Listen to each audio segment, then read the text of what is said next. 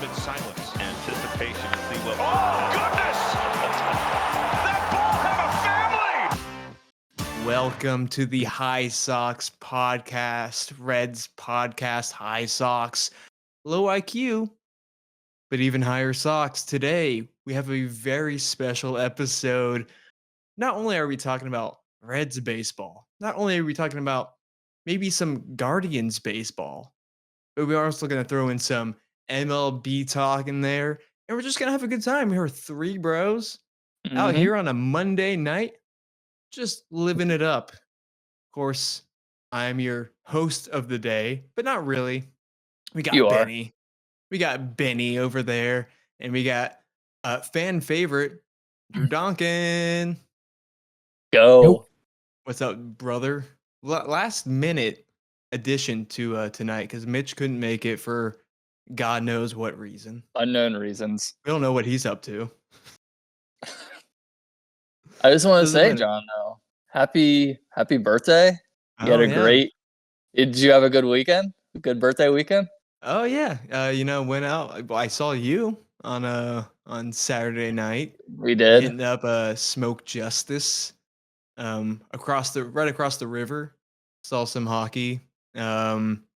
I got this nice I don't know if you can see this. Little sweatshirt. Oh, nice. 99 fish. Yeah, from the wife.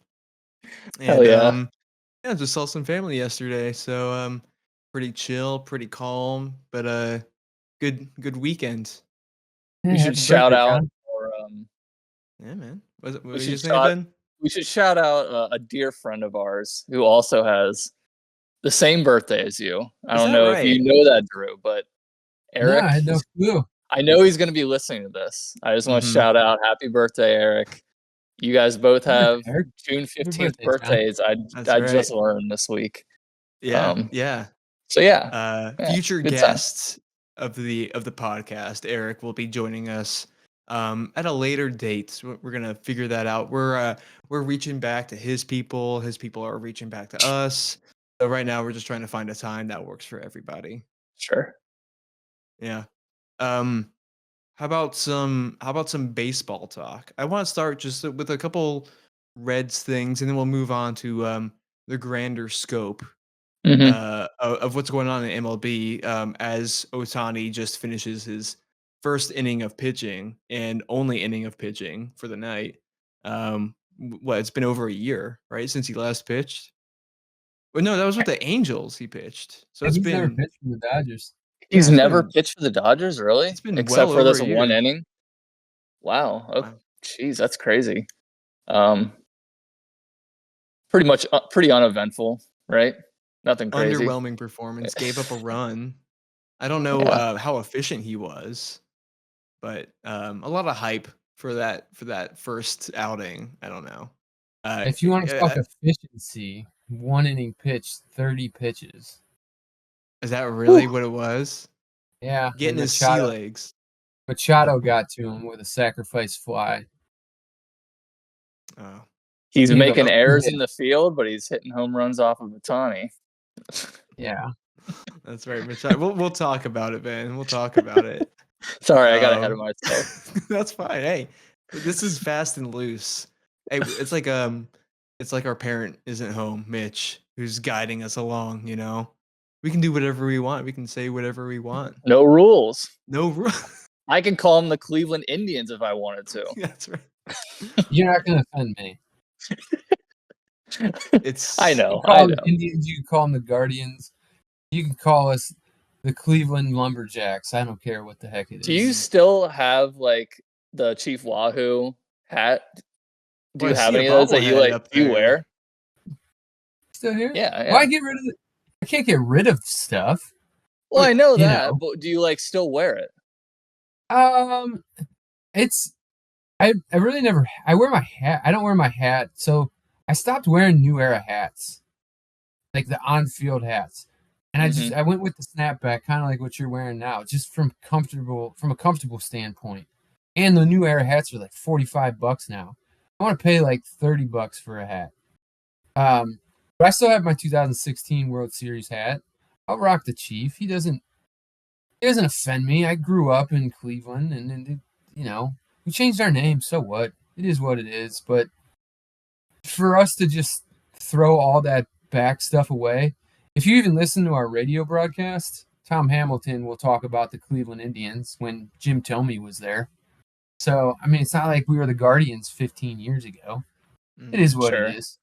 Yeah, that's the one thing I've kind of learned about this. It's not like that's a dead name, It's not like people don't refer to that team as it was. I mean, even listening to the Reds on the radio yesterday, they mention, the Indians by name when they're talking about that time period. I don't know, but with all the guff that they got for changing their name and the logo, I don't really mind it. I don't mind the logo. It's like, especially after a couple of years have gone by, that like fresh factor of this is new and different and weird, that's all kind of faded away. I think it's a fine logo. I'd wear that on a hat if that was my team. The Guardians logo? Yeah, the G with the baseball in it. And you have the wings. I don't good. mind that at all. It's good, but I mean, Chief Wahoo, that's a classic logo. I think it's really good. I'm of the mind that there are, especially certain depictions of Chief Wahoo, which are insanely. Hey, I get it. I get it. But speaking the from just a logo perspective alone, I think it's a great logo. The Blackhawks do it much better. That's a better representation of a group of people. Hey, I agree. That's my opinion of that. Yeah. Or the Seminoles. But they have those stupid chop things. Like, you go to a Braves game and do that. I don't want to hear that. It's the same with the Chiefs, so right? They always do that. Oh, the Chiefs do. Yeah, Florida State does it. It's a little, I don't know. It's getting a little old, especially since the both of those teams have had recent success. So maybe not the Braves, as I don't know. I feel like I don't hear about them as much anymore. And they lost their leading man in Freeman a couple years ago. Oh yeah, that's right. Mm-hmm. You want to see something wild that you'll never see again? But go back to 2012 when we did the 4th of July games, and we slapped Chief Wahoo with an American flag on him. What? No way, really? Yeah. Oh my god. You want to see it? I'm gonna look it up. I'm gonna look it up right now. Yeah, check it out. We'll put it in post. Please. That's insanity, because that is just like a complete just disregard for the history of America. Oh, did they have it with like the flag was like within his skin? Look, here's the proof right here. That is insanity. Wow. Look, here's another. I'd buy it. Oh my god. It's pretty. That was an on-field hat too. Look at that. See, you can even see the New Era logo on there. You could not get away with that in 2025. No. Not being a Cleveland fan, it's pretty easy for me to move past. But I mean, dude, having Chief Wahoo and then having the Browns logo just be like a helmet or an elf or a bulldog, they can't really decide what they want it to be. That's a city where they don't really have their logos on point. They're trying to figure it out. If you're a Browns fan, Drew, what would you want the Browns' primary logo to be if you had the choice? The helmet. You like this, just a plain orange helmet? Love it. It's classic. It was the only time we ever won something. I kind of like it too. I think I love the classic look. I love the Penn State helmets. They're just really simple with like the white stripe and then the blue. Like that's all you need. You don't need to go crazy on these logos. Simple is better. I will always believe that. Yeah, maybe I think we can go through one of these days to go through like logos and stuff, because they are fun to see, whether it's baseball, basketball, or whatnot. But like, I mean, there are some hideous logos out there, like the Pelicans in New Orleans for basketball. They're bad. But then, like the Charlotte Hornets have a really cool color scheme, and then their logo with the Hornet is cool. And then in terms of like baseball, I like. There's a lot of just letters that are natural. I think that the Pittsburgh P is legendary. I think that's a cool logo. I know you guys are not going to agree with it because you're Reds fans. I don't mind it. It's boring. I mean, give me I like the St. Louis one. That's great. Like the old, like that type of script looks really good. I don't mind it. Yeah, in their jersey with the Cardinals on the bat. That's just like a beautiful top 5 logo in sports. Oh my goodness! And I know, Ben, is it you who's not a powder blue fan? No, I love the powder That's blue. Mitch. Mitch okay. doesn't like it. Yeah, Mitch isn't here, so we can talk about how much we love powder blue jerseys. I mean, the Cardinals is up there. Powder blue is great. Yeah, the Phillies jersey. Yeah. I think a lot of teams pull it off really, really well. I mean, it's just such a classy, clean look. I don't know what the Reds would look like with that powder blue. I know in 2019 when they went back and they had like a deep blue jersey from like the early 1900s. I thought that was a nice look. Was that the cutoff years with Dietrich? It was. I think we've talked about that year every single episode. We do, yeah. It's like the only happy times we've had as a Reds fan in like the last 10 years. Even though we lost like 85 games. Yeah. Doesn't matter. Who's managing then? Was that Brian Price? Was that I don't remember if that was Riggleman Price or Riggleman. Riggleman came in halfway through a season. Halfway through 18. So I think he finished out 18 and then they hired Bell. David Bell. So I think that might have been David Bell's first year. That sounds about right. Yeah. The beginning of a new era with David Bell. Now here we are. An era to forget. That's true. He played for both of us. Played for the Reds and the Indians. Maybe an era not to forget, but so far it's been pretty forgettable. It's been the Reds season this year. I was taking a look at so far top 2 players, top 3 really if you want to include a pitcher, which would be Andrew Abbott right now, who is leading the team in WAR. Close behind would be Hunter Green, but of course he has been out with injury for the second time this season. But batting, of course, who would you expect to be the best batter based on WAR for the Reds? Obvious, maybe. It's gotta be Elly. It's Elly. And number 2, hitting leadoff, DJ Friedel. And we've been talking about Elly. It's kind of hard not to talk about Elly if you are a Reds-centric program like we are. But I did want to take a look at his stats, just as, standard slash line from so far in June, first 13 games of this month, and then the last 13 games of May, just to see that difference. Because Elly has taken that leap. In the last 13 games of June, he was just hitting 242. Now he's up to 273. Nice little jump there in ER or in batting average. And then his slugging went from 481 to 800 during those stretches. And the one thing that I was very curious about was his strikeouts. In those 13 games, last 13 games in May, he had 9. Or no, last 13 games in May, he had 16. Now he's only at 9. Start June. So this has been like a turning point for Elly so far. Ben, what are you seeing in him? I love him. I love his approach at the plate.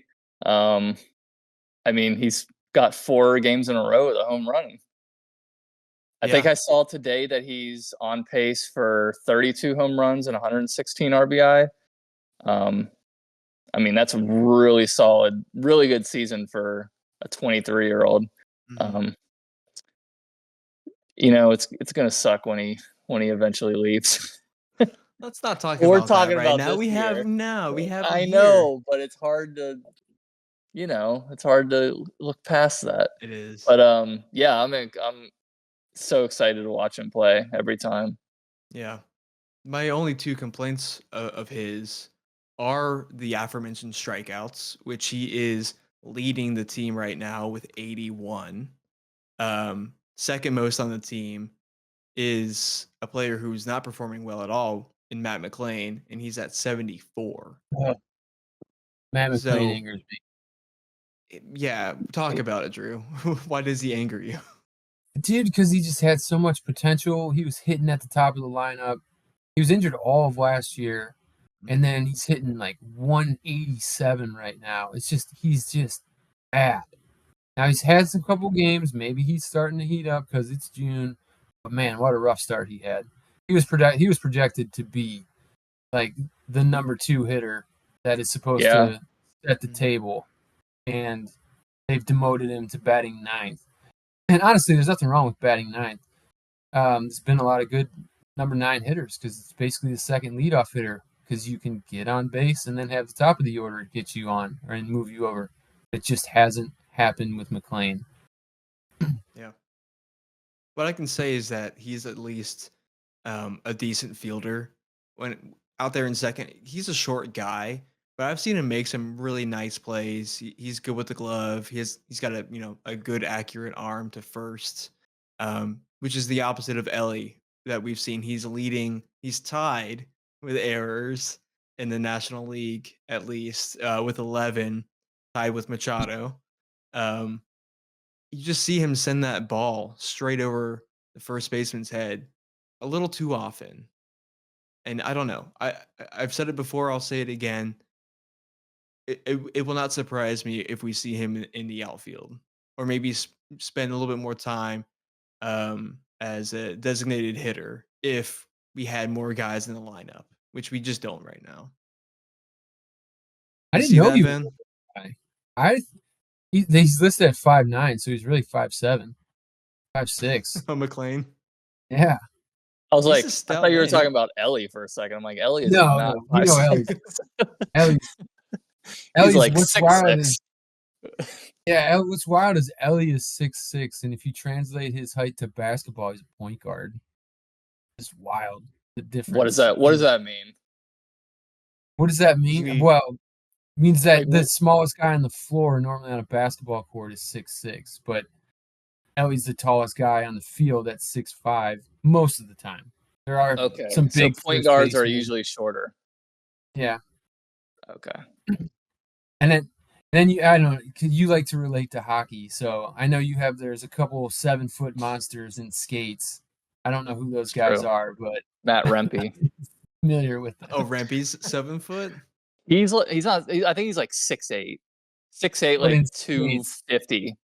Okay. Just a massive guy. Yeah. He gets penalized for elbows all the time to the head just because when he hits, his elbow is where the guy's head is. Just it happens organically. It's hilarious to watch. But yeah, Elly's a fantastic player. Do you see either of their heights if you're talking about Elly or McLain? Because with a short guy like Matt McLain, you kind of expect that bat to be quicker.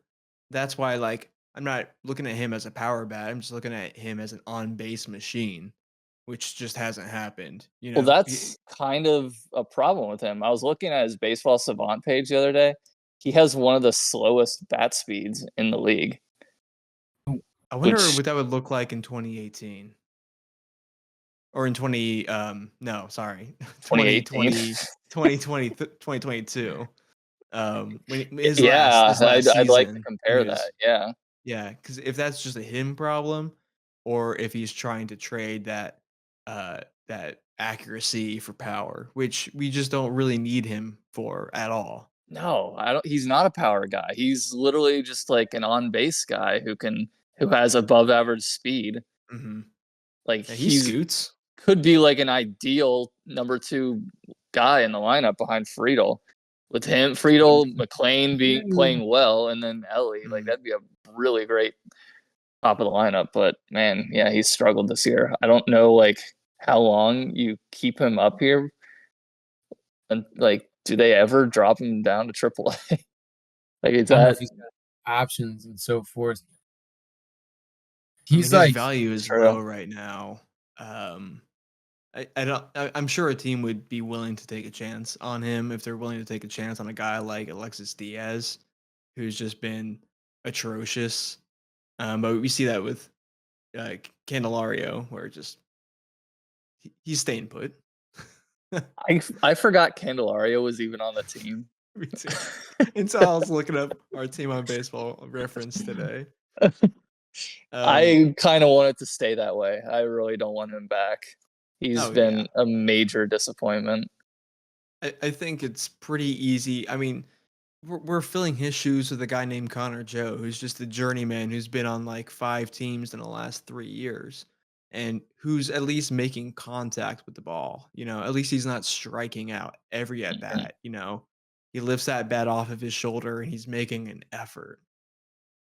That's true. Yeah, that's what I choose over him. But closing on Elly, it's nice to see him get starting to get heat up again. I mean, he's the guy who I hear it when I watch the game or listen to the game, that mental state that people are in, like, hey, Elly's playing well, team rises to that occasion. See that happen. It's a good thing. If Elly's playing well, the team like plays just a little bit better. I feel like he's got that energy. I think he'll be a great like leader in the clubhouse. This year, could be next year, but eventually he'll be a great leader in any clubhouse that he's in. Mm-hmm. Yeah, I agree. He's fun to watch too, and if he carries the crowd with him, I mean, there's nobody that can get from home to third as fast as he can. It's pretty incredible watching him hit a triple. Oh yeah. Oh yeah, and stretch it out to a triple. I mean, a stand-up double for most. He turns into 3 bags. Yeah. Now a guy who's not turning that into 3 bags, number 2 on the team, Leadoff, in TJ Friedel. Now I'll keep this a little brief. He's hitting 290 on the year, but I wanted to see he in the last 13 games in May. Do you have any idea what his average was? Just any guess. 13 games at the end of May? At the end of May. 265 with 3 home runs. I'm gonna say 320. He was hitting 415. 415, all right. In the last 13 games of May. Pretty like Aaron incredible. Judge out there. Yeah. But just that for hitting singles. He's just getting on base. So far this June, he's slowed down considerably, hitting just 217. So again, everyone's gonna hit a lull in that. Mm-hmm. I just found that interesting how one guy's heating up, another guy's kind of cooling off a little bit. Especially in a leadoff guy where you just need him to get on base. Now I think he makes up for that a little bit in walks. On the radio, they're kind of talking about Friedel as almost like a Votto-esque person who is really good at spitting on balls outside the zone, or at least I made that kind of connection in my mind, which is you would love to see in someone leading off the team. Do you think anyone else deserves that leadoff spot right now? No, it's Friedel's. Mm-hmm. We don't like we were saying earlier. It could have been McLain's, but he's nowhere near that. What would it take for McLain to get that back? There's no speed. Very little speed. You're not gonna put Steer up there, or Strand, Encarnacion Strand. Strand is supposed to be one of the power bats. Could you imagine Strand in the leadoff spot? Some big hoss. I think. Oh man, I mean, didn't the Phillies have Kyle Schwarber hitting leadoff for a while? Dude, I think he's been there. He's been doing that for years now. He has. Okay, yeah. Because he gets pitched different with runners on, so they're like, all right, just go up there and hit a home run the first pitch. But that's wild that they have a guy who's got like 10 sprint speed as their leadoff guy. I think there's maybe 1 or 2 first basemen that lead off teams. In the current year. Yeah, he's not leading off right now, but Louis Ariz of San Diego used to bat first. But he's an on base machine. Oh yeah, he's always hitting around 300 every single season. Didn't he play for the Marlins and he was hitting like 400 after like 6 months? Not 6 months. After like July or something. And they traded him. Yeah. We thought he could be the first 400 hitter since Williams. He's the guy that I always have on my fantasy team because I just you took him from me. You took him from me this year. We drafted so early, and like he was on my list, and we got to like round 7, and I was like, all right, nobody's taking a Reese yet. And then I was like, wait a minute, John took him like 2 rounds ago? What the heck? You bastard. It's on base, man. And I'm making my comeback in fantasy, by the way. I won the last 2 games. I think I'm like, 4-7 right now? Hey, man, everybody's 6-5 or 7-4, so we'll leave that for my way back up. Yeah. One last thing, just for Reds talk. I think just to discuss it, because this is like kind of like the breaking news of the past week, has been discussions of Wade Miley. He comes back to the team, pitches a game. I believe he gets the win, and then he pitched against the Guardians. Against the Guardians, yeah. Oh yeah, that was the one game that I was like, yeah, we'll concede that one. We're not gonna win that one with Wade Miley. ended up winning. But then, of course, several reports come out, and the name is escaping me, unfortunately, of the Skaggs. Skaggs, yes. That Wade Miley is named as one of the at least one of the contacts that he had who was supplying him with drugs. I don't know. The Reds have yet to make a comment about that, and then since he has pitched after that news kind of got out there, I don't know. What do you guys make of that? Do the Reds owe any comments? Do they, drop him eventually, or are they just gonna say, hey, we're gonna let, if MLB wants to investigate that, go forth. We're not gonna stop them. Whatever. I'd let it ride. You don't know. You can't cut him for it. There's so much public opinion out there that things can be swayed however the narrative is taught. He said he didn't do anything. I'll give him the benefit of the doubt. I don't know anything about the guy. He hasn't been caught with any steroids or anything like that, so I'm going to say no. I'll give him the benefit of a doubt. It's sad that Tyler lost his life, and there's not much that I can speak upon that. I don't know what happens in the clubhouse, and what drugs are rampant here and there, but I'm just gonna take it day by day and let the news come to us. Is it all hearsay at this point? I believe it was the family that said that Miley was named as maybe like an early supplier. They were on the same team. I forget what team that was at one point when they would have been like in contact with each other. But it's just kind of like, this is what the family has put out there. I don't know what they're gonna do with that information. I don't know if they're gonna file for any lawsuits or anything. I don't know if they have any proof other than that's a name that came up in conversation or was in a text or whatever. I don't know. It says that he was named in court documents, but I don't know what those court documents are. And he says he has done no wrongdoing. He apologizes for what happened to Tyler. Yeah. And it was just an unfortunate act. It's just a weird name to be associated with that. It was Wade Miley. That's what kind of maybe brings a little bit of like not truth, but potential truth to it, which is like, yeah, they're not naming some like superstar baseball player. They're not like naming a Mike Trout or an Ohtani who were on the Angels at that time. So I don't know. I don't know really what to make of it other than it's sad what happened, of course. Yeah. And I don't know. We'll see what happens. I'll be kind of curious to see if this evolves any further. I have a feeling it might not, though. It's funny because you say Wade Miley's not a superstar, but looking at his baseball reference page, he was drafted in the first round by the Arizona Diamondbacks in 2008. Oh, was he? Yeah. Wild. What year? 2008? 2008. 2008. I mean, he still has a job, so I'll give him that. Let's see how good Ben is. Who was the 2008 number 1 pick? Hell, who was 2008? Number 5? Man. The number 5 pick's a Hall of Famer.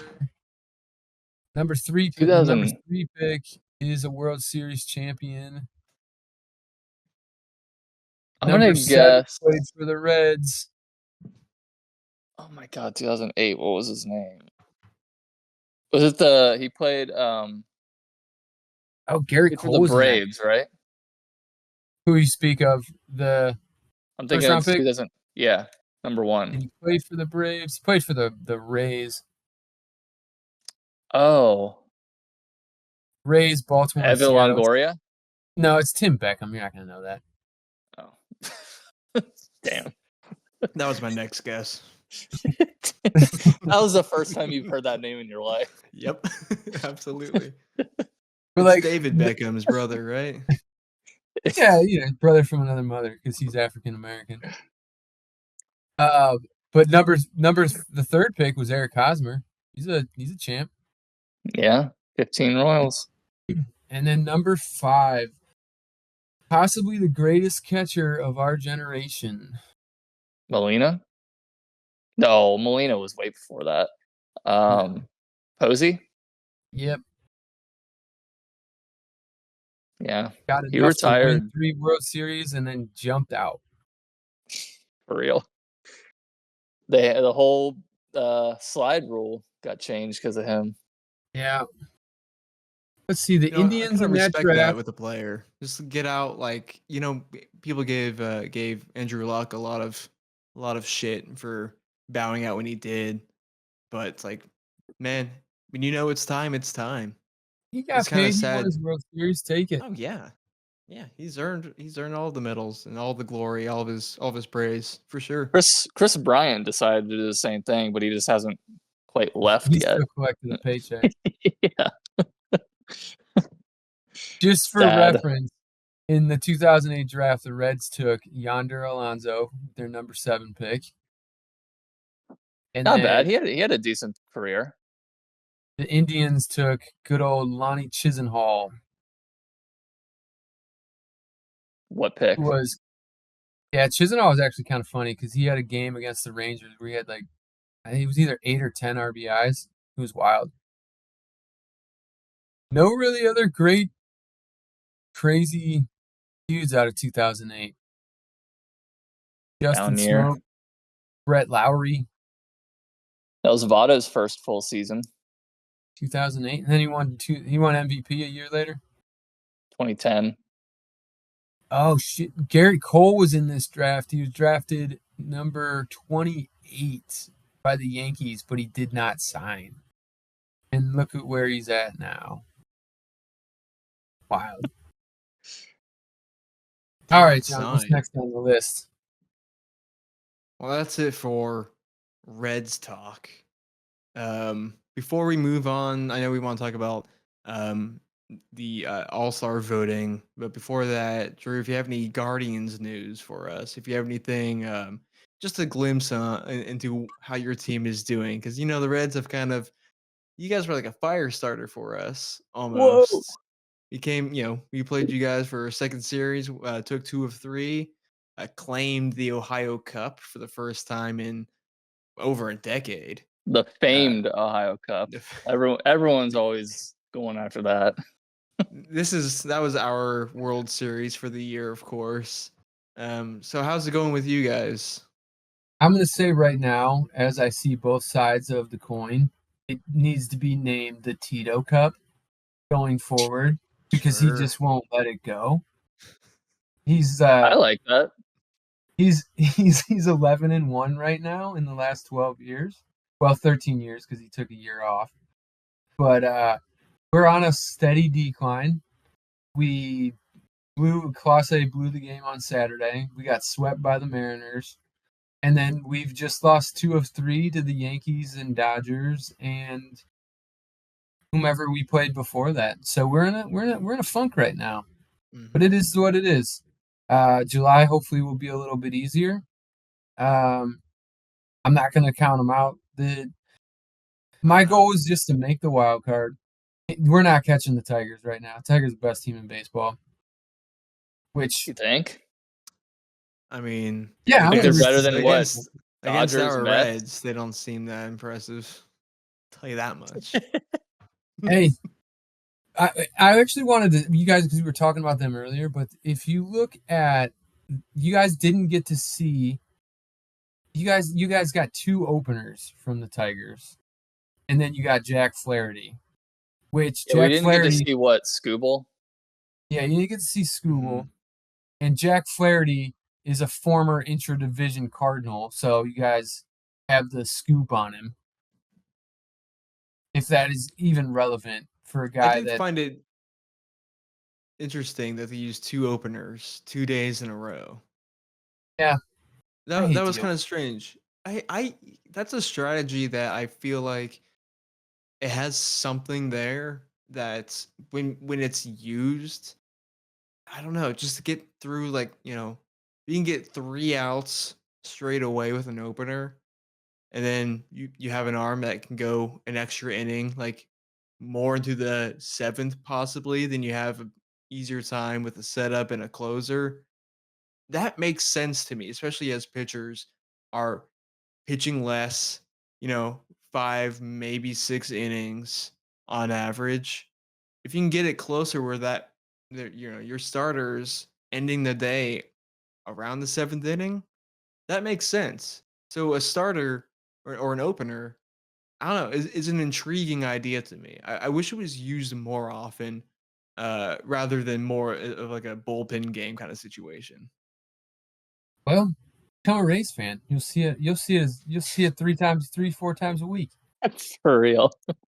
And then you can probably go to their home games for $12 and sit behind home plate at George Steinbrenner Stadium. Yeah, with 3,000 other fans. In the heat of Tampa. Well, where are they at? Orlando? I think they're in Orlando this year. Oh, that's right. Yeah. Yeah. Ben, you don't like the opener? What's going on? No. What's going on? I think it's not baseball. What do you mean? Baseball is about the duel between 2 pitchers trying to shut the other team down for as long as they can. I don't know. I just don't like just seeing a parade of pitchers coming in every inning or 2. First of all, it's not fun to watch. Mm-hmm.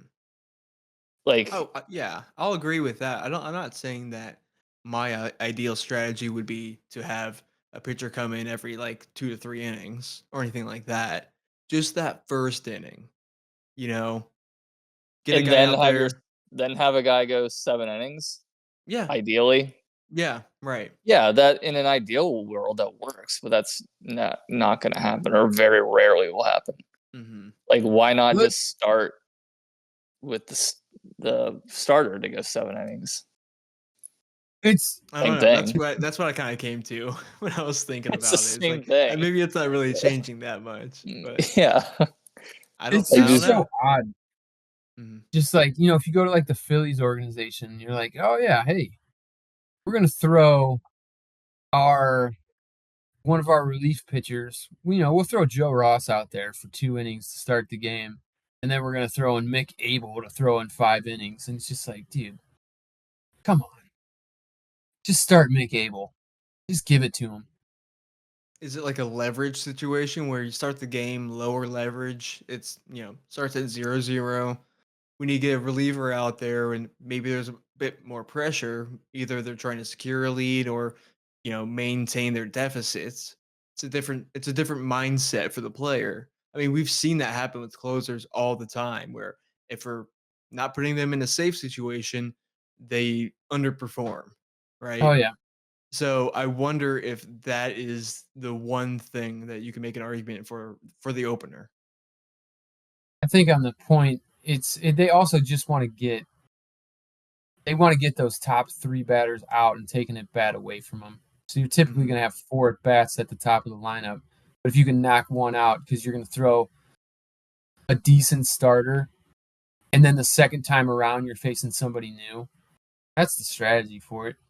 You can blame Kevin Cash in Tampa Bay because they're literally the ones who did it. Mm-hmm. It's the tush push of the MLB. It's just I'm all for the tush push. Let that be clear. Whenever you think of like big games, like Clemens versus Pedro or Scherzer versus like Bumgarner or something, like those are like memorable games. Nobody's like talking about an opener in like game 1 of the World Series. Like if you go like, oh, we got our opener coming in a big matchup, like nobody cares. They're in and out in an inning or two. It's not fun to watch. And I just want that duel between pitchers. I don't know. And you're not going to it's not like you're going to be like, oh, here comes Josh Hader to start the game. You're going to blow his arm in the first inning. I get the strategy. It makes sense, but it's not fun to watch. Yeah. It's not. I see you coming at it from the story-driven angle. But yeah, and if the Reds were doing it and they were winning consistently with that strategy, I mean, would you change your tune? Would you say like, I don't like it, but hey, it's if we won 90 games with an opener and 90 games with normal pitchers, you know where I'm going every single time. Yeah. But it's hard. Like, God, if we won a World Series with an opener or with like a rotation of openers, yeah, I'd love it, but it'd still leave a sour taste in my mouth. I'm with you. Yeah. It's tricky.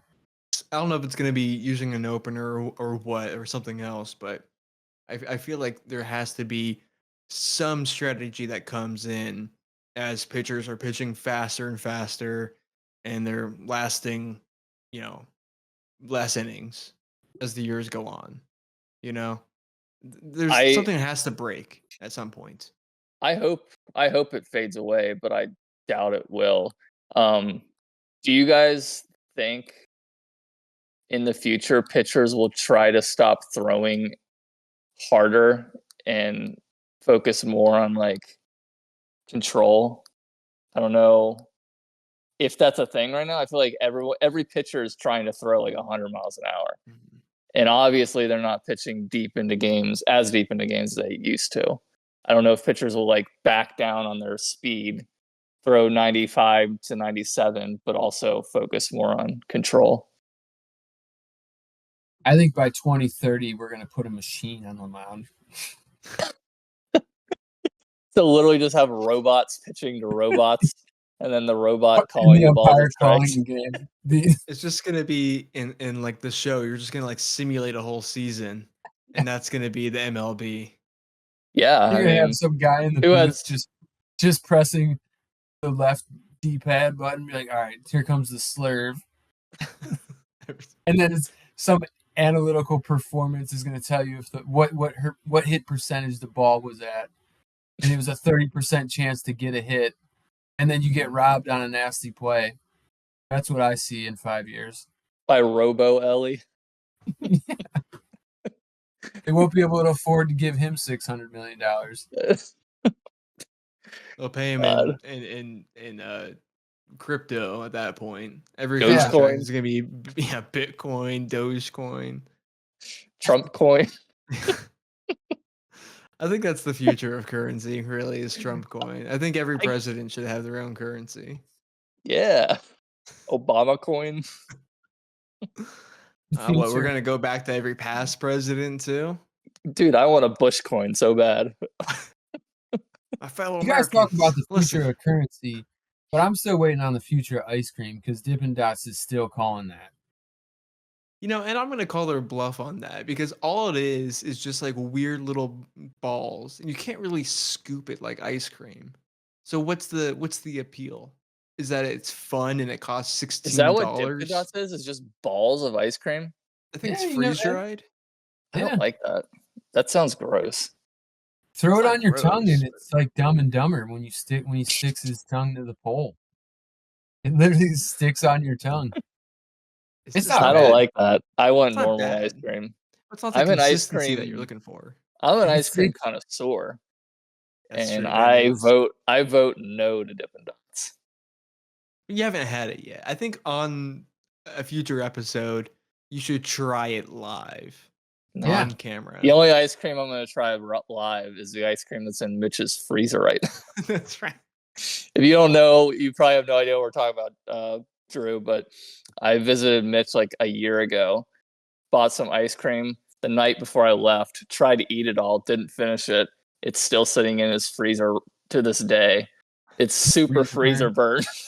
It's mostly freezer burn. So he's just holding it there until I come and visit again, then I'm going to try it. Is it a New York brand? No, it's just like Breyers. Oh, and you went all out that night. There's an $8 half gallon of Breyers that you had to buy. Yeah, I was like I bought it. I'm like in Cincinnati. I bought it at like 10 o'clock the night before I left, and I left at like 5:30 in the morning, thinking I could eat the whole container.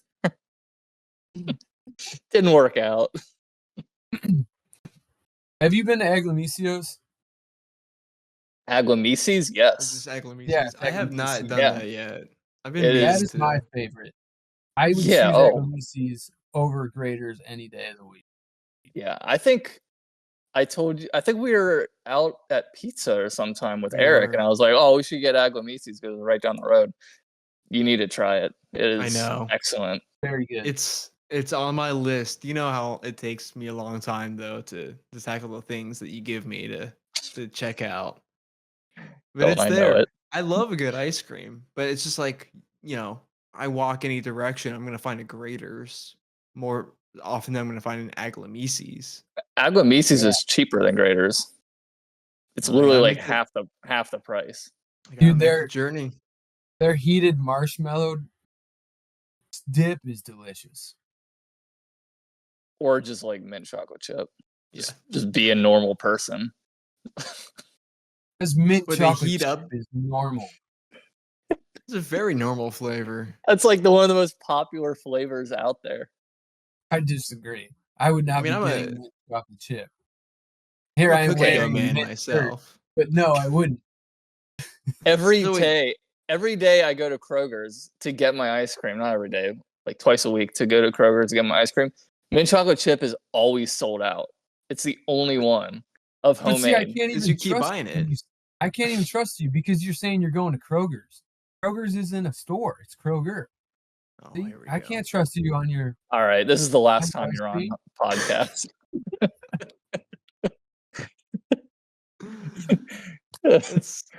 Wait, I want to go back to this. They're heating up marshmallow and putting it on the ice cream? No, it's the marshmallow paste.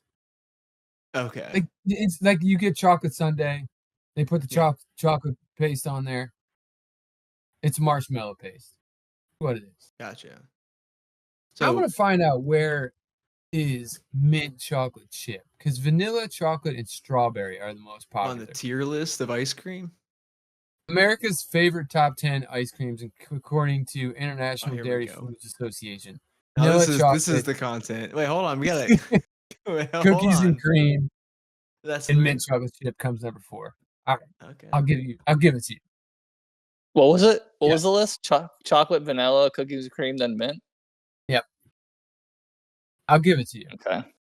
We need to get chocolate down a peg. A choice that appeals to many.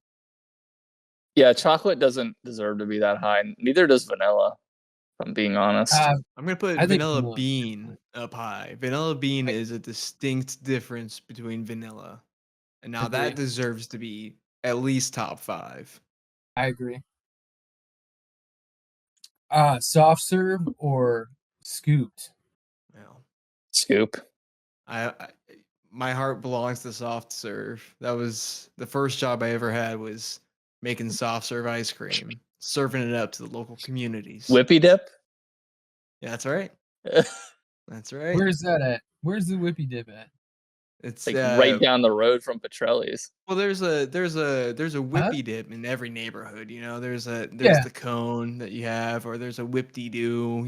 So there's a bunch of local soft serve places. Yeah, those places are awesome. We go there all the time. Oh yeah. So I wonder if I can still do the cone, if I can still make a solid cone, because that's a skill. And I impressed people in college when we had a soft serve machine in the common area. I'd make one up. People are very impressed. I Not to believe it. brag I or was never anything. good. Even when I worked for the University of Cincinnati, it was tricky. Yeah. You put too much on one side and it would just fall over. Now imagine having to dip that in a shell and then get some sprinkles on that. That is dexterity right there. Yeah, good for you. If I'm a coach and I'm on a baseball team, everyone's gonna have to learn how to make a cone, dip it in a shell, and then roll it in sprinkles, because that will definitely translate to on-field performance. What is the technique? Is it volume around, or is it the height that makes it stable? I think you need a base, right? Like a thick base. You need, I think more than anything, you need it to be symmetrical as possible. And you need it to, definitely, like, it needs to fill a little bit of inside the cone, not too much. It's going to melt down there, and it's going to fill that over time as the customer is enjoying it. But you need to have a solid, symmetrical cone. And just take your time, Don't overthink it, and then make sure you finish strong with that classic little curly whip at the top. I don't know. I love soft serve. It's great. Last one. Is it a wrist motion or is it a twirl with the fingers? It's a wrist motion. It's a wrist motion. Okay. No. Yeah, you want a firm grasp on that cone. Gotcha. And you're working it. Mitch is gonna love this edit. Little Dodger game update. It is 6-2 Dodgers in the fourth. Oh. So it sounds like Ohtani was an effective opener for this game. Yeah. That's what you take away from it. If Ohtani goes the rest of his career as an opener, he's still winning MVP. Doesn't matter. Which is wild because Dylan Cease had 5 Ks through 2 innings, and now he's got lit up. I don't know why he's still in. 6 runs in 3 2/3. Probably because it's Monday and they want to save the pen. They're gonna need it against the Dodgers. Well, let's not save it any longer. Let's go into the final topic today. The All-Star break is coming up. Then was it the first ballot of voting has opened? Been released. Has been released. Where are you seeing, the Reds? Who do you think should get in? Who do you want to get in? So it's still one person per team needs to be is on that the team, a on the rule, All-Star actually? team. Okay, first of all, I don't like that rule. Well, that's why Lorenzen was an All-Star a couple of years ago. Yeah, I think sorry. If your team is ass, you don't need to have an All-Star. Like, sorry. you don't. They don't just give away. We're not MYO. Everyone doesn't get a prize.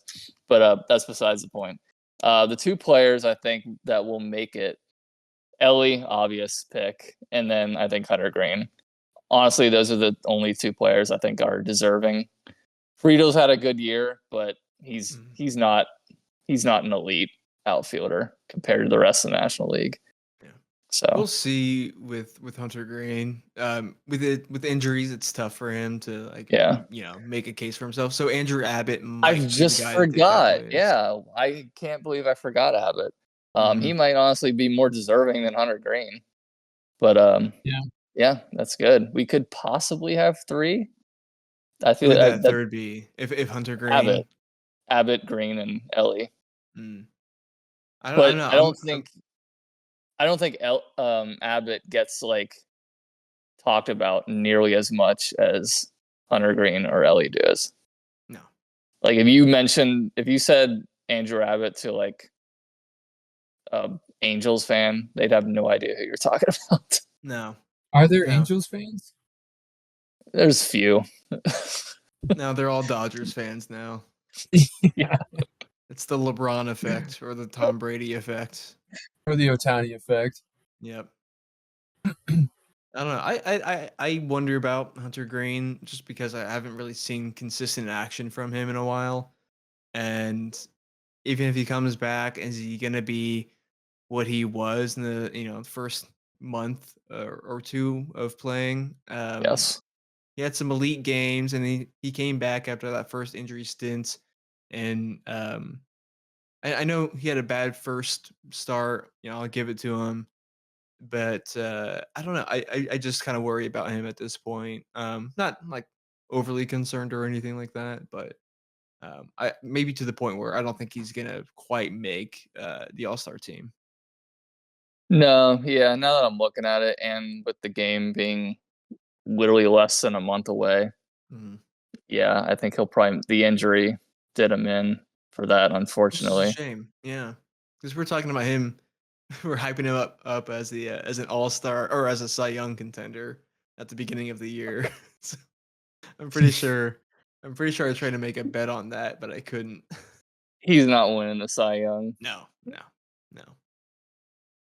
Drew, what do you think? Reds players, Guardians players, any player. Who do you want to see? I'm kind of just looking at them all right now. It's interesting to see the people who have 1 million votes. I'm happy to see that Jose Ramirez has 940,000 votes, leads third base, and the second person closest is Alex Bregman with 350. So finally, people are taking into consideration that Jose is good. Yeah, man. But yeah, there's a lot of the Cubs own the outfield in the National League right now with Pete Crow, Armstrong, and Kyle Tucker. And then Carson Kelly's looking like he's going to be the backup to Will Smith at catcher. And they've thrown Devers into the DH role in the National League, so he's right behind Ohtani with close to 800,000 votes.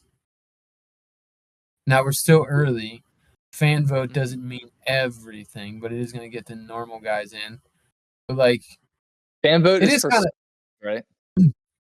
It's kind of wild to see like the catchers in the American League because Cal Raleigh owns it. And no disrespect to Cal Raleigh, he's on my fantasy team. I really like the guy. He's having an incredible year, but he's just blowing it out of the water at catcher because there's no other good catcher in the American League. I mean, Salvador Perez is old as dirt. It's crazy. Freshman has not been what everyone wants him to be this year either. Yeah. And I think probably the greatest name that we have right now is the number 3 catcher for the Tigers. Anybody know who that is? Number 3 catcher for Mr. Dylan Dingler. What a great catcher's name. Okay. Well, here's what I don't like about fan voting is that if I'm looking at the outfield for the American League, you have Aaron Judge, number 1, okay. Riley Green, okay, maybe. Number 2 is I don't know about that. Number 3, Mike Trout.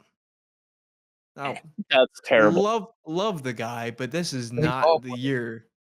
Yeah, nope. This is not his year to be number 3 in voting for the All-Star game. I don't know. I don't like a popularity contest when it comes to fans voting because then it's just going to be big market teams and it's going to be big market players. And I mean, give it to Judge. He's both of those things, and it's also extremely well deserved. He's hit 380. He deserves it. Oh God, man, he's crazy. Oh, his average has dropped. He was at like 397 last week. Yeah, man, 380. 400 is tough. But how does Lindor have 700,000 more votes than Elly? I don't get it. Like Ellie's got the better stats. He's got the name and he's got the market. Ellie's got literally like Elly's not even Same going to make average. unless he's a reserve. He's not going to make it because the names at shortstop are bigger to I them. get that. In the grand scheme of things, the average fan does not know Elly De La Cruz over Trey Turner of Philadelphia and Mookie Betts over LA. I'm shocked that Lindor. Yeah, I think the only reason why Lindor is ahead of Betts by 500,000 votes is because Mookie has been slotted into the shortstop position. If Mookie was in the outfield, he would be a top leader. Yeah, I mean, all the players ahead of Elly are from New York, LA, and Philly. Like, yeah, just big markets. Is Soto on there? Yeah, he's number 4. I would love it if Soto didn't make it. That would be so nice. He's not going to get first. That's going to be Pete Crow and Kyle Tucker. Oh, it would be so nice if Soto it's the top three get in, right? Top 3 are the starters, but there's 6 outfielders. Oh, damn. Well, he'll make it then. Well, maybe Andy Pages will overtake him. People turned on Tatis when he got busted for PEDs, but now they're fine with him. And I mean, I don't mind Tatis. I thought he was a flashy player, but he seems like a good dude.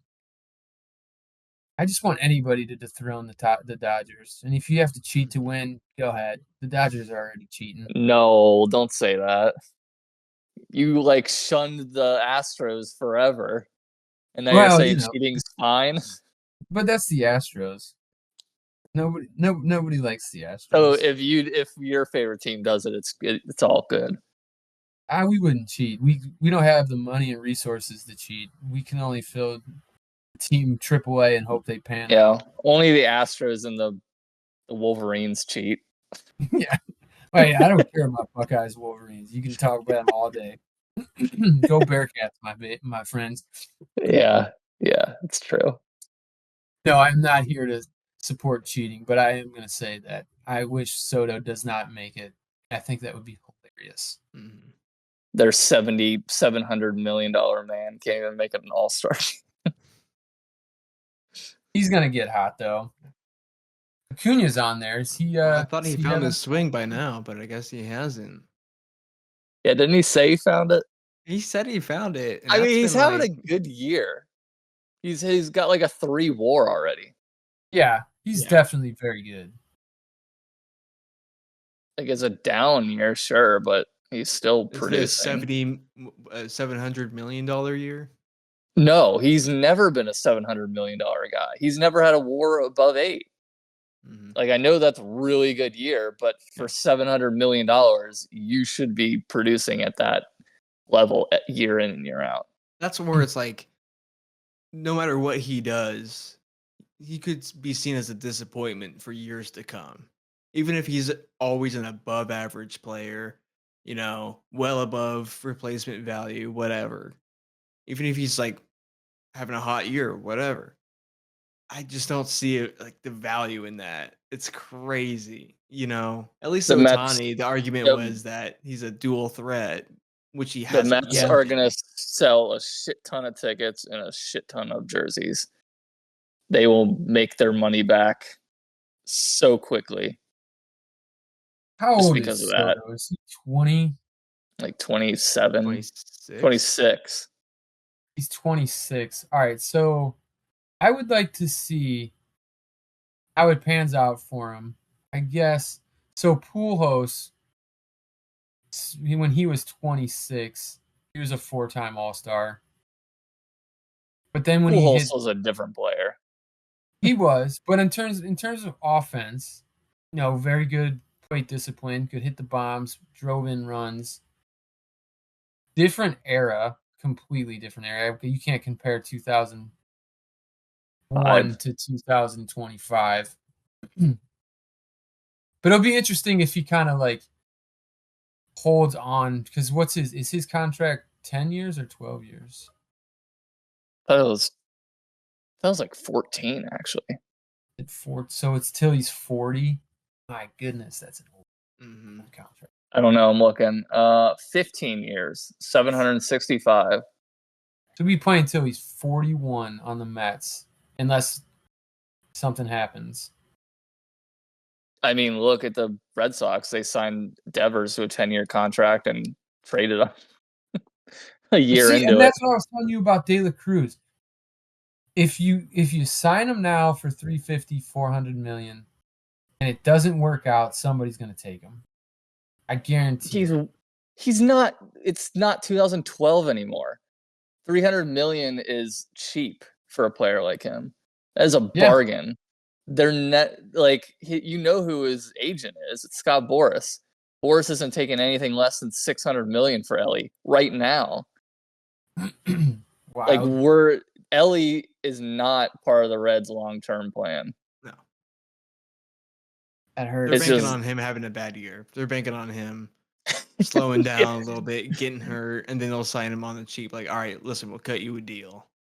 Yeah. And that's a big, big if. They want him to hit like 235, 18 home runs, and 60 RBIs. That's not so they're like, all right, we'll give him a decent contract. Mm. Nothing major, though. Nothing too expensive. Right. Yeah. Don't go over the threshold here, Elly. Sit out if you have to. They're going to start giving him like weighted balls when he bats. We're looking for people who are going to make the Hall of Very Good, not the Hall of Fame. Okay. Yeah. A la Votto. Those stupid people who say that. Votto's got to make it. Yeah. Yeah, he absolutely is. Yeah. There's no question. But I love the argument that's like, no, he's in the Hall of Very Good. Shut up. If you look Jason Kipnis made the Hall of Very Good, and he was ecstatic for it. Hold on. Let me pull up. Votto only had 2,100 hits, which is kind of wild. Who's the next closest to 3,000? Well, the average Hall of Fame first baseman has a WAR of 64.8. Oh, wow. And he's at 63.6. Votto is? Yeah. No, he's... Because I'm looking at it right now. I do not know it off the top of my head. Oh, 60. Wow, okay. So it dropped in his last couple of years. But I thought he was at like 65. Okay, so he's right there. I think he gets it.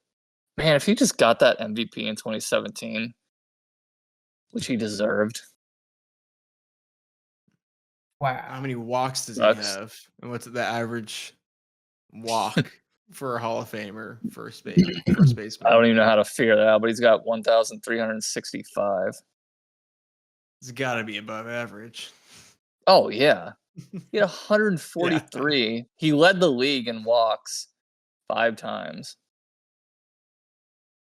See, I feel like that's like one of those interesting stats that's like, okay, he's close on the threshold if we're looking at WAR as the kind of measuring stick, but also he had this like interesting stat accolade, like leading walks, or like Gold Glover, Silver Slugger, whatever, All-Star games, all that. From 2010 to 2020, Votto led the league in on-base percentage 7 times. Yeah, that's incredible. Yeah, that alone puts him in consideration in my eyes. Oh, yeah. 7 times? Lovely feat. Yeah. It's crazy. All right. Well, it's crazy that... Oh, yeah, go ahead. You want to continue on Votto? Because I've got some... No. Okay. Talk about whatever you want. Here's your current active leaders in hits right now. The most hits in the game is 2,343 by Freddie Freeman. He's in his 16th year. He's 35 years old.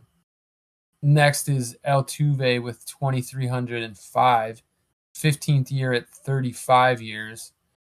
And then it rounds out with Andrew McCutchen, who's 38 with 2,200 hits, and Goldschmidt with 2,100, who's 37. He's not going to get it. Machado's got 2,000 hits. What, 3,000? 32. I don't know when the next time we're going to see a 3,000 hit player is going to be. Freeman could get it if he stays healthy, but he'll need to play till he's 40 and average 160 hits a season. That's a lot to ask for. Doable, but yeah, that's going to be tough. If he doesn't get it, 160 times 4. He's got to hit 160 hits for the next 4 years. I mean, no one thought that Pujols would hit his 600 mark for home runs. 700. 700. And he did in dramatic fashion, really, in that last season, and exceeded it by a couple. So I don't know. Louis. Yeah, in St. Louis. Pujols is he's like the most underrated best player in baseball. Like, he was so dominant for so long. It's just that but I feel like 10 years in an Angels uniform. That's the thing. It's just he just wasn't the same player, really. No, he wasn't. But his time in St. Louis, you could say he was like a top 10 player in baseball all time during that stretch. I know just that watching as a Reds fan, every single time he played the Reds, he'd go 3 for 5 with like 2 doubles and a home run. It was crazy. Yeah. It was fun to watch. Here's another fun stat. Kyle Schwarber has 969 career hits. 306 of them are home runs. So 32% of his hits are home runs. Wow. So 1 in 3 of his hits, he's going to hit a home run. Oh, man.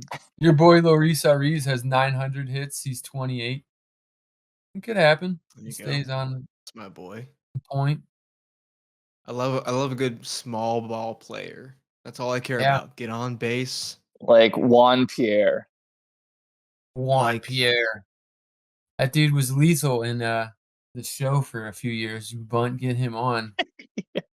You were the bunt guy. Oh yeah, dude. I would bunt anywhere. Why? Every time I played a bunter online on the show, I just quit immediately. Well, I'm like, take your free win. I don't care. I'm not talking about video games. I'm talking about real life, though. Oh. Okay.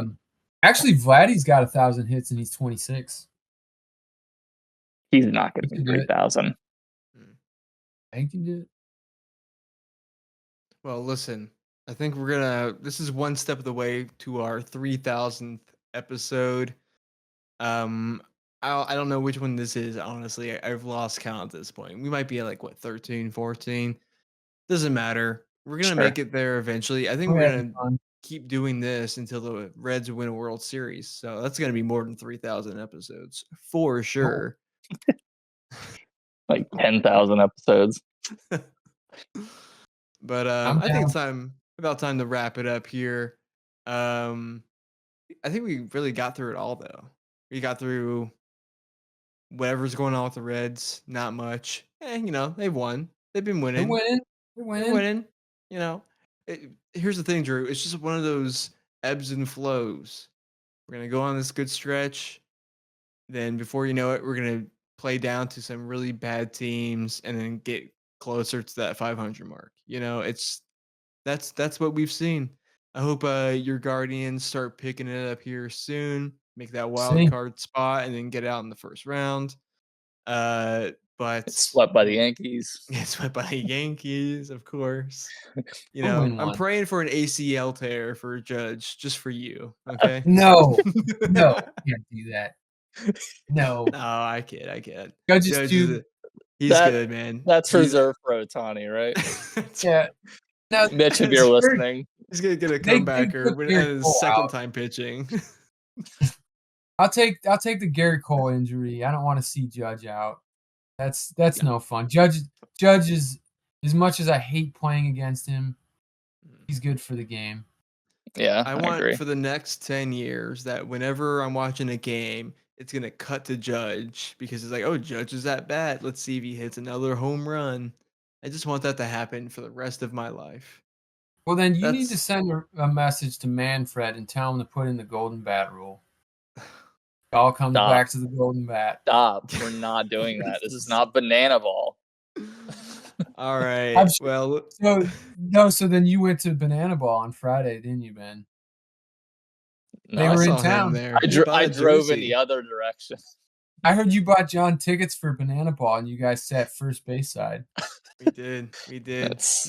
I must have missed it. We threw peanuts at Sean Casey. It was my evil twin must have been there.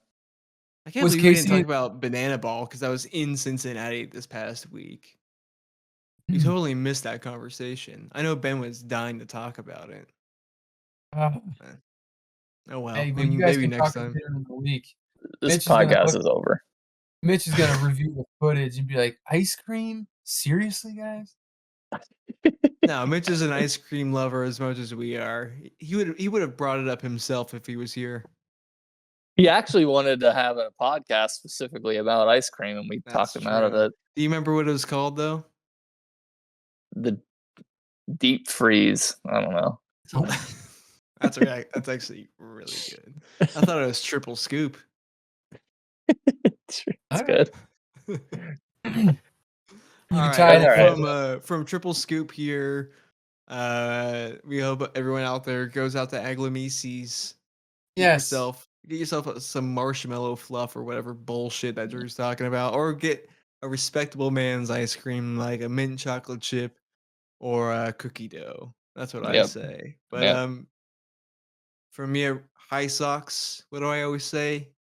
Keep your hopes high, but your socks higher.